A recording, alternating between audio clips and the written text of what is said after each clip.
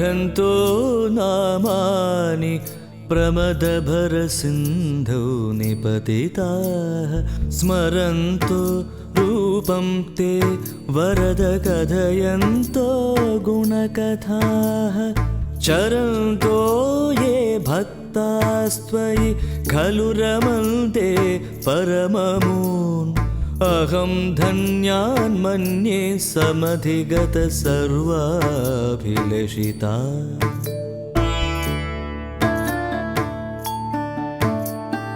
പഠന്തോ നാമാനി പ്രമദഭരസിന്ധൗ നിപതിതാഃ സ്മരന്തോ രൂപം തേ വരദ കഥയന്തോ ഗുണകഥാഃ ചരന്തോ യേ ഭക്താസ്ത്വയി ഖലു രമന്തെ പരമമൂൻ അഹം ധന്യാൻ മന്യേ സമധിഗത സർവാഭിലഷിതാ.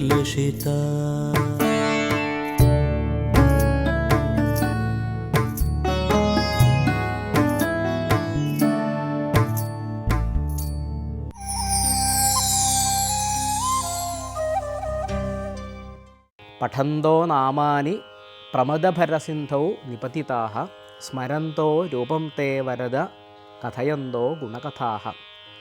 ലോകത്തിൽ ആരാണ് ധന്യൻ എന്നൊരു ചോദ്യം ചോദിച്ചാൽ ആ ചോദ്യത്തിൻ്റെ ഉത്തരമാണ് ഈ ശ്ലോകത്തിലൂടെ മേൽപ്പത്തൂർ അവതരിപ്പിക്കുന്നത്.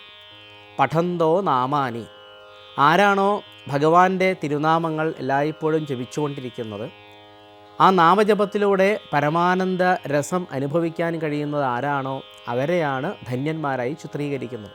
അതുപോലെ തന്നെ ഭഗവാന്റെ കഥകൾ നിരന്തരം പാടിക്കൊണ്ടിരിക്കുക, ആ കഥകളിൽ എല്ലായ്പ്പോഴും മനസ്സിനെ രമിപ്പിക്കാൻ കഴിയുന്നത് ആരാണോ അവരെയും ഇതേപോലെ ധന്യന്മാരായി ഈ ലോകത്തിൽ കരുതാം. ഇതേപോലെ തന്നെ ചില ഭക്തന്മാർ എല്ലായ്പ്പോഴും ഭഗവാന്റെ സുന്ദരമായ സ്വരൂപത്തെ ധ്യാനിച്ചുകൊണ്ടിരിക്കും. ഇങ്ങനെ ഏതെങ്കിലും തരത്തിൽ ഒന്നുകിൽ ഭഗവാന്റെ നാമം ജപിച്ചുകൊണ്ടിരിക്കുക, അല്ലെങ്കിൽ ഭഗവാന്റെ രൂപം സ്മരിച്ചുകൊണ്ടിരിക്കുക, അല്ലെങ്കിൽ ഭഗവാന്റെ കഥകൾ പറഞ്ഞുകൊണ്ടിരിക്കുക.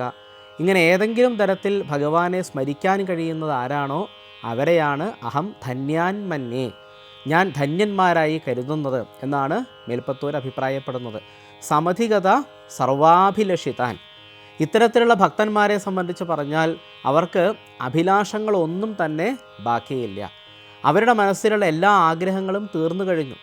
നാമം ജപിക്കുമ്പോൾ കിട്ടുന്ന ഒരു പരമാനന്ദ രസം, അഥവാ ഭഗവാന്റെ കഥകൾ കേൾക്കുമ്പോൾ ഉണ്ടാകുന്ന ഒരു പരമാനന്ദ രസം, ഇനി അതുമല്ലെങ്കിൽ ഭഗവാന്റെ സ്മരന്തോ രൂപം തേ, ഭഗവാന്റെ സുന്ദരമായ സ്വരൂപത്തെ ധ്യാനിച്ചുകൊണ്ടേയിരിക്കുമ്പോൾ കിട്ടുന്ന ഒരു രസം, ആ രസത്തേക്കാൾ വലുതായി ഈ ഭക്തന്മാർ ലോകത്തിൽ ഒന്നിനെയും കാണുന്നില്ല.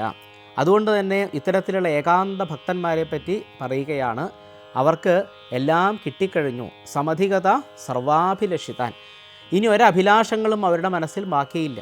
അവരുടെ ജീവിതം മുഴുവനും അവർ ഇങ്ങനെ നാമം ജപിച്ചോ അല്ലെങ്കിൽ കഥ പറഞ്ഞോ അല്ലെങ്കിൽ ഭഗവാന്റെ രൂപം സ്മരിച്ചുകൊണ്ടോ ഈ ലോകത്തിൽ സഞ്ചരിക്കുകയാണ്. ഇവിടെ മേൽപ്പത്തൂർ ഇങ്ങനെ പറയാനുള്ള കാരണം, അദ്ദേഹം ഇപ്പോൾ ഗുരുവായൂർ അമ്പലത്തിൽ വന്നിട്ട് 2 ദിവസം കഴിഞ്ഞു. വാതരോഗം കുറയുന്നതിന് പകരം അദ്ദേഹത്തിന് വാതരോഗം ഇപ്പോൾ കൂടുകയാണ്. അപ്പോൾ അവിടെ ധാരാളം ഭക്തന്മാർ ഇതേപോലെ ഭഗവാന്റെ നാമം ജപിക്കുന്നവരുണ്ട്, ഭഗവാന്റെ കഥ പറഞ്ഞുകൊണ്ടിരിക്കുന്നവരുണ്ട്, ഭഗവാന്റെ രൂപത്തെ ധ്യാനിച്ചുകൊണ്ടിരിക്കുന്നവരുണ്ട്. ഈ ഭക്തന്മാരെയെല്ലാം തൻ്റെ ചുറ്റുഭാഗത്തും കാണുമ്പോൾ ഈ മേൽപ്പത്തൂരിന് തോന്നുകയാണ്, എനിക്കിതൊന്നും സാധിക്കുന്നില്ലല്ലോ, എൻ്റെ രോഗത്തിൻ്റെ ക്ലേശങ്ങൾ കാരണം എനിക്ക് നാമം ജപിക്കാനോ ഭഗവാനെ സ്മരിക്കാനോ ഒന്നും സാധിക്കുന്നില്ലല്ലോ എന്നുള്ള ഒരു വിഷമം ഈ ശ്ലോകത്തിൻ്റെ ഉള്ളിൽ നോക്കിയാൽ കാണാം.